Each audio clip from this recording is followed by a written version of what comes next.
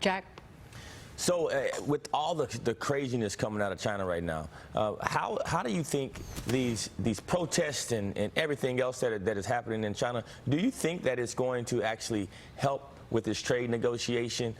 Is it making our point stronger? Will it buy us more time? What's your perspective on that?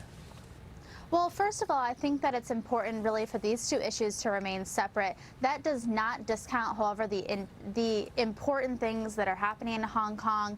And really, I mean, the way I think about it is that China agreed to a one country, two system setup, right? And so when you're amassing troops and amassing tanks on the other side of the border, you can't invade in that sort of scenario. You have to uphold the agreement, and I think China really needs to hold themselves back from intervening, and if they do intervene, the United States and the international community need to hold China accountable. But does it put more pressure on them to get a deal done, having so much tension in their country right now?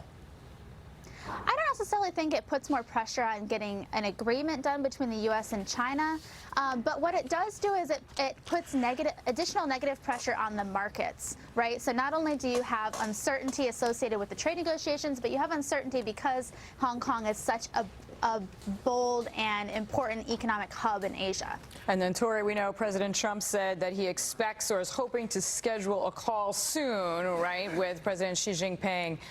What do you think they're going to say if they end up speaking?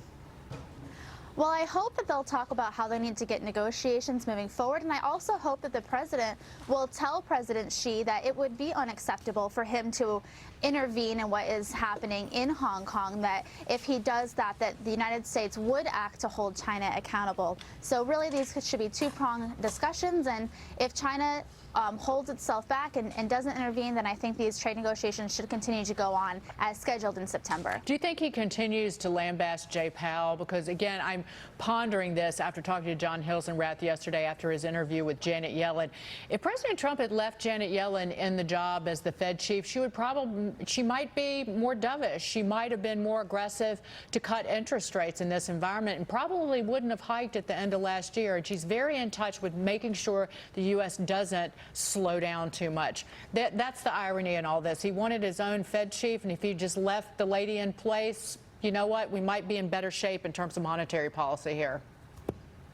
Well, I mean, first of all, the Fed is an independent body, and so it needs to remain that way. And the decisions the Fed is making shouldn't be made for political purposes. However, I think what the Fed is responding to is the market uncertainty that's caused a lot by not only the global slowdown in economic growth, but also the uncertainty with trade. So that's not helping, and really what it's probably doing is driving the Fed to do what the president's wanting them to do. Thank you, Tori, and I will end with this. The Wall Street Journal is reporting today, it's a great article by Andrew Rastuccia and Rebecca Bauhaus, that while President Trump reacts to economic developments on Twitter, he has privately been assuring advisors that he is not bothered by the recent drops in the stock market. More economists are predicting a recession in the next year, but that threat is not considered a certainty. So if the president's confident, then he is speaking his mind. Tori, good to see you. Tori Whiting joining us.